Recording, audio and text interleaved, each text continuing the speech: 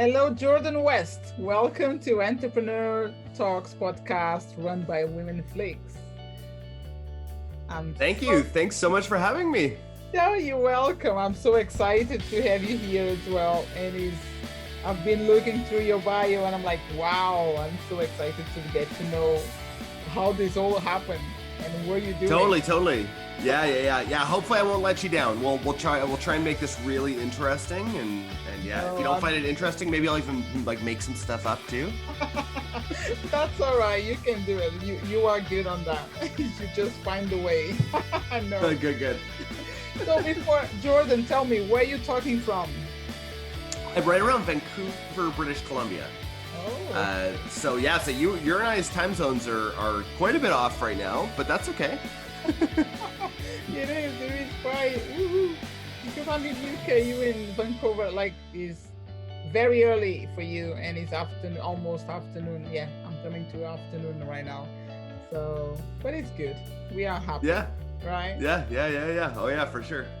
So Jordan, when you were 23 years old, what had you done? What happened to you? So I decided at 23 years old, I thought that it was a great idea to look through Craigslist to start looking to buy a business. So our family was always into business, but they would never, we owned a mill, we owned all this land and stuff, and they wouldn't let any of the kids into the business. And so I was like, well, I should just learn business, and then maybe I can take over that family business at some point, which never happened. Just a spoiler. I was never interested in that business. But I looked through Craigslist and I found a Mexican restaurant chain for sale. So I found a single store for sale. And I thought, what's the worst thing that can happen? It was $35,000. I'm like, that's nothing. I can get that at 23 years old. I mean, it wasn't nothing. I had to search for it. Yeah, I had to search for it. I was like, what's the worst case scenario? That I'm going to lose $35,000? Well, the worst case scenario in the end is that I lost about $150,000 that I did not have to lose. Wow. And so it just meant a lot of working to try to keep this thing afloat. We had it for about 5 years. It was an incredible learning experience, like nothing that you can imagine, like nothing that business school is ever going to teach you, on hiring and firing, and getting people in the store. So I realized a couple things. I'm really, really good at getting people in the store, right? So we actually ended up tripling our sales throughout that time, but we still ended up losing money. I realized I'm really bad at operations. So that was something that was just a massive learning experience when we bought that restaurant and ended up selling it. We actually ended up selling it for less than what we bought it for. It was an experience. A big lesson that made you realize a lot of things during your journey, right?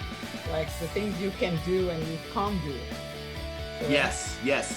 I think that's it, right? Is there's a lot of things that you have control over, right? And then things that you don't. So I always wanted to set up the businesses that I had after that, with me having maximum control over the product, over the costs, over all of that, right? Whereas with a franchise, you don't have those controls over the costs. Like our food cost was 40% no matter what. We couldn't do anything about that.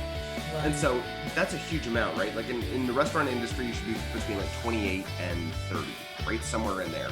Right. But we were 40%. So just kind of set up to never really be able to make money. Right. So I learned a lot through that. I learned about what works marketing wise, getting people into a store.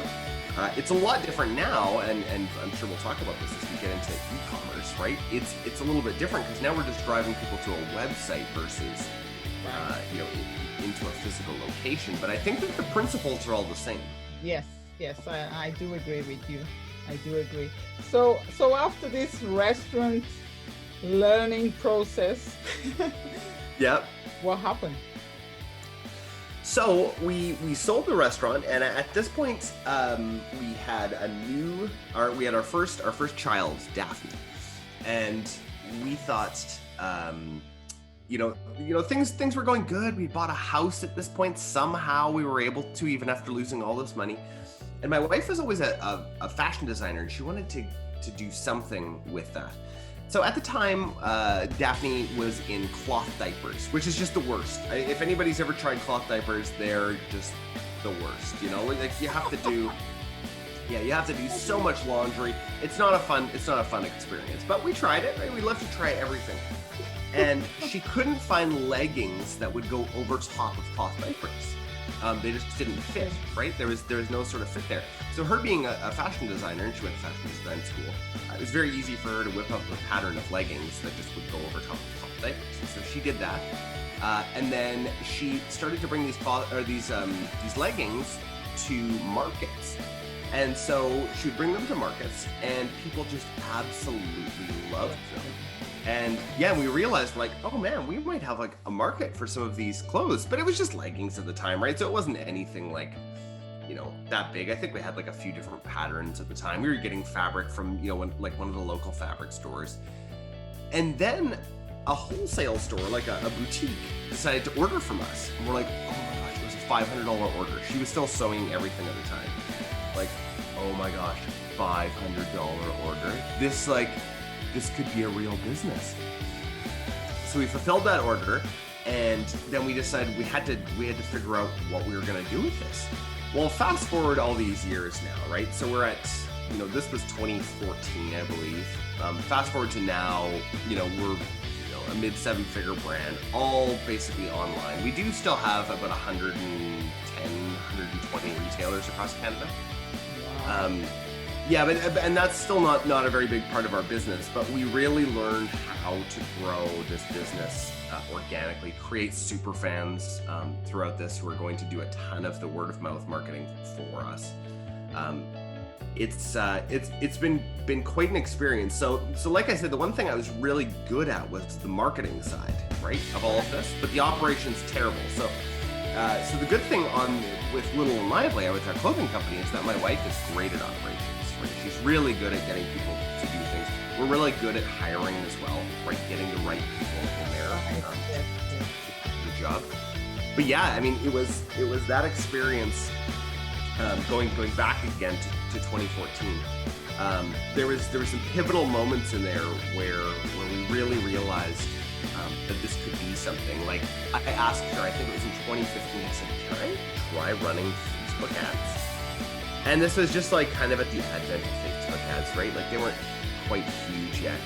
And I just started running engagement Facebook ads, right? To some posts. And we would sell out of everything that we had, we would sell out of. It was just absolutely crazy. And I look back now at those, and I was seeing that we were getting return on ad spends of like 90. So like $1 in, $90 out, just like huge amounts on this. And we had no idea how good that was at the time, right? But it's incredible to look back and see how that growth is, and we're starting to do that same growth for more companies that we're attempting to acquire right now, because we know that we can definitely do that. Again, it's a repeatable process. So what do you mean with engagement ads? It's different it is on Facebook, it's different adverts, like types of adverts. Yeah, totally. I'll walk you through it a little bit. So on Facebook, you're basically telling Facebook what you want them to get for you, right?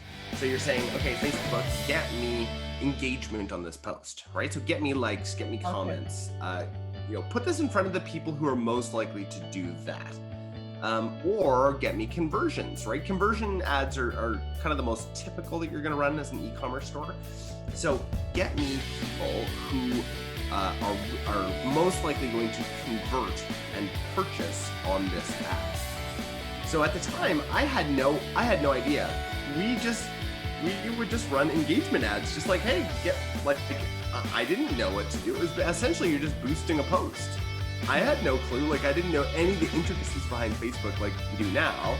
Now at our agency, we work with tons, 30-ish plus e-commerce brands, knowing how to run Facebook ads. And back then, it's funny because it just worked. When you have a good offer and you have a good product that people really want, you can really almost do whatever you want, and people are going to buy it, right? And then at that point, it's tweaking all of the behind the scenes sort of stuff. But it's that messaging and that offer and putting something out there that people actually really want. That's really good. Thank you so much for this explanation about Facebook ads. Because as you are aware, of course, you are a genius on Facebook ads these days, right? And I just heard that you said that you got an agency which helps other people, right? To build to create that. So from the restaurant, you jump on your wife's brand, and then bling, because you discover the ads, you learn, you enjoy, and you love what you're doing, and then you create the agency, right? Yeah, so I mean, basically what happened was we realized at Little and Lively, at the clothing company, that there couldn't be two of us in charge, right? That my wife and I couldn't both be in charge. And I was never really good at being in charge over there anyway. And so we realized that I was really good on the marketing side. And so people would come to me all the time and ask for marketing advice, and I would just give it to them for free. I'd go sit down for an hour and be like, oh yeah, do this, do that. And what I found is that people couldn't actually do it. I would tell them what to do, and they didn't have all of the background. They didn't even have background knowledge to be able to actually execute on it. They didn't know the terms that I was using. And they didn't have that baseline marketing knowledge to be able to actually be successful. So I realized, you know what? I think this is something that we can actually do for people. And so, we took on a few clients here and there. I ended up, something that I said after talking to Mars, I was always going to bring on a business partner who was good at operations, right? Terrible at operations. So I figured I'd just bring somebody on who did that. So my business partner, Sean, is still with me on that side.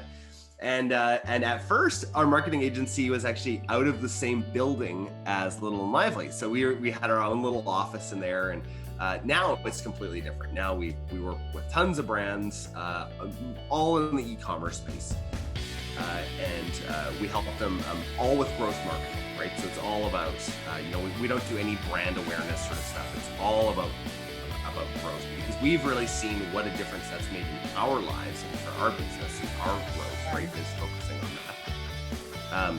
So now we're, I think, a team of 13 of us. And so we're obviously in a different space, and yeah, it's people ask me all the time, they're like, why do you still do a marketing agency thing? Because we're incredibly successful at the clothing company, and my main answer is just like, I really want to help people. I really want to help people. This is not about just making some other business be successful, like the marketing agency. Like, we've already done that. We figured that one out again.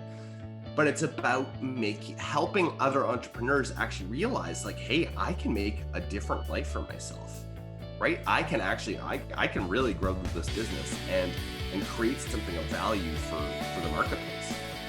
Right, fantastic. And when you say e-commerce, because you most work with e-commerce, so this business needs to be an e-commerce business, and it is a startup, or is based in somewhere in the world specific, or is everywhere? What is the mission for your client? Oh, okay. So yeah, so at Mindful Marketing, we work with anybody, Europe. We work with people obviously in North America. That's where we're based. So a lot of American brands we end up working with, Australia as well. And then we're generally looking for the brands that work really well with us are brands who are kind of already doing mid 6 figures and want to grow into that 7-figure and beyond kind of level. Yeah. Okay. So those are the brands that work really, really well with Mindful Marketing. Okay. Because your strategy is already built for that kind of business. Totally. Yeah. Okay. Yeah, and their product, at that point, your product's already validated, right? Yes. I don't recommend before that. I recommend that you figure out your marketing, right? But before you get to that level, figure out how to market. Figure out what if your product is even a fit for for your audience, right? And that people actually want it before you go and hire a marketing agency. We say no at Mindful Marketing. We say no all the time to people because we know what an experience that is of trying to fit a round peg into a square hole, right? It doesn't work. And so we partner with people who already have a good product market fit. So, and I know that you make 250,000 in 24 hours without using ads, Facebook ads and discount. Can you tell me the secrets of this? Totally, yeah. So this is on the little and lively side. So just a bit of a heads up. What everything that we do for our clients at Mindful Marketing, we test first on Little and Lively, right? So we'll test out these strategies and these tactics and ideas. We'll test them out on Little and Lively first, and if they do well, then we'll just move them over into what we're doing for our clients at Mindful Marketing.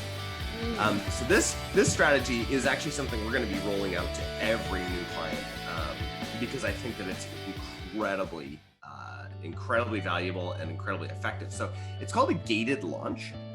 So what we've created is we've created a VIP community. So first of all, a VIP community on Facebook. So that's the first part. So that's a Facebook group that people are able to interact with our brand. They're able to interact with other people who love our brand. So that's the Facebook side. The VIP group is incredible. We tell them that on occasion they will get early access to certain sales. Then we also have an SMS group, so text messages, right? A text messaging group that we also treat as our VIP group, and we let them know they're going to get early notifications for sales as well. Right.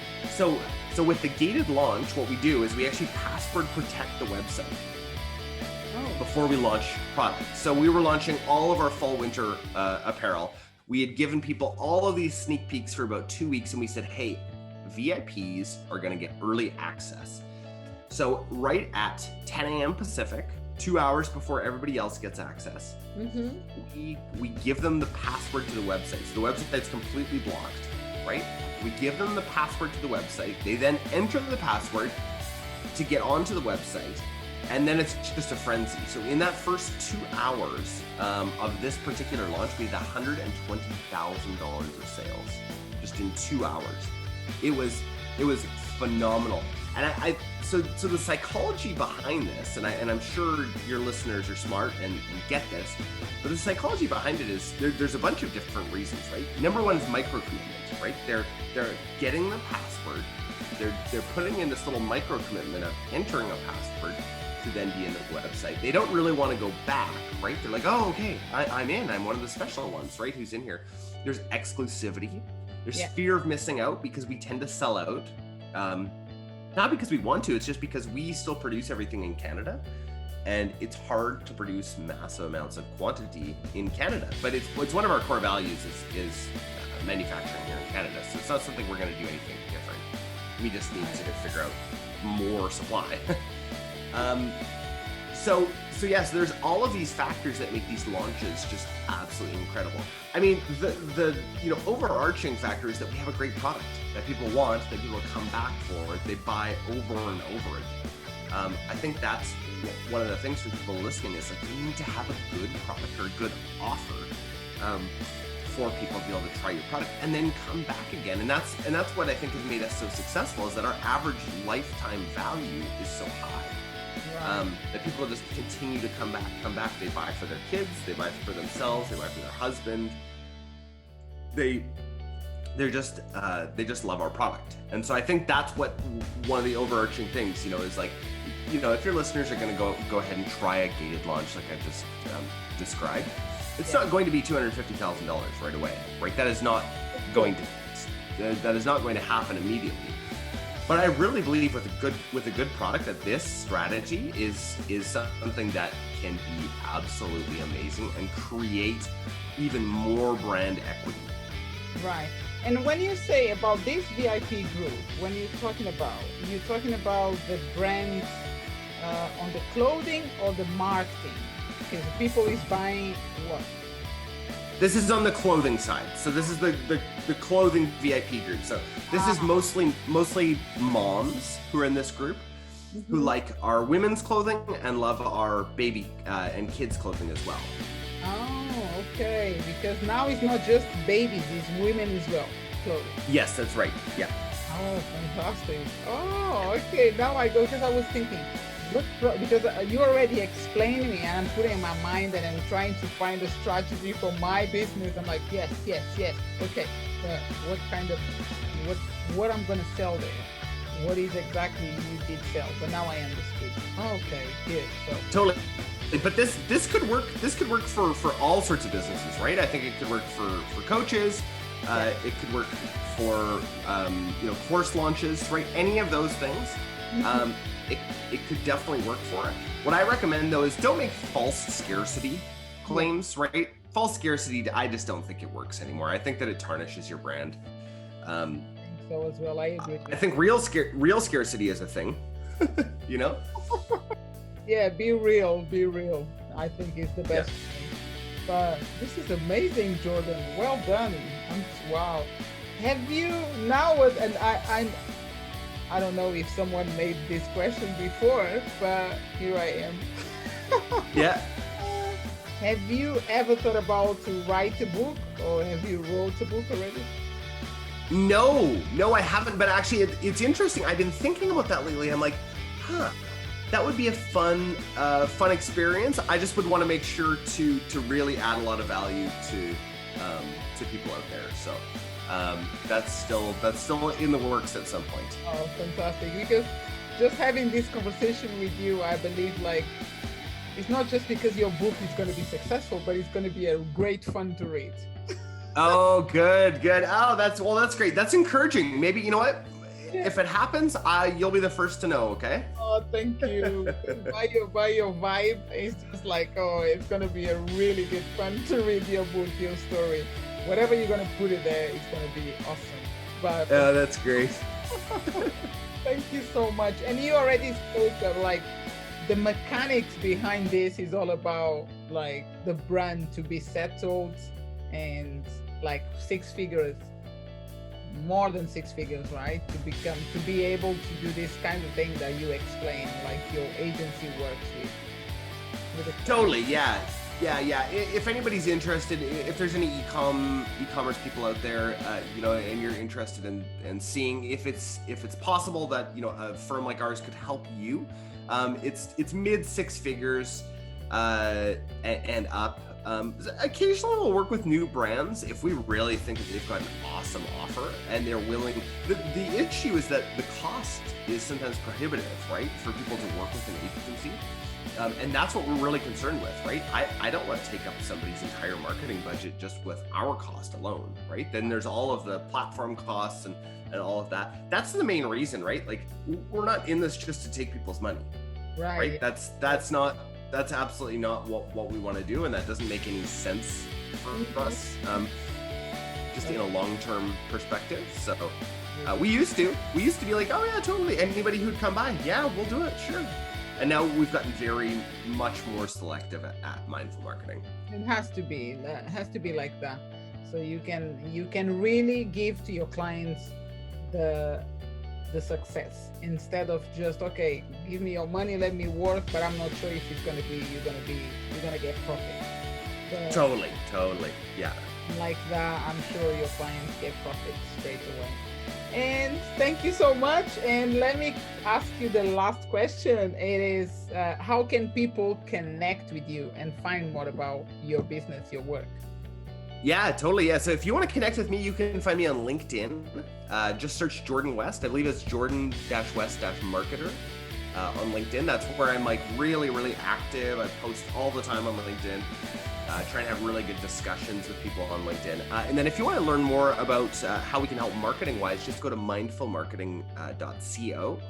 And yeah, we would love to chat if there's any e-commerce people out there. Fantastic. Also, let me tell to my listeners that your links, everything about yourself, your business, will be on the description of the podcast. So anyone can click and get straight connected with Jordan West and find more about your wife's um, business and your business as well. And thank you once again, Jordan, for this amazing podcast and experience. I feel more inspired all the time. Every time I call people like you, it's like, woohoo, this is awesome. This is awesome. I feel so grateful. Thank you so much. Thank you. You take care, and I'm sure we're going to keep in touch, and I will see you, boom, growing and growing and changing people's lives. Sounds great. Bye-bye, Jordan. Bye.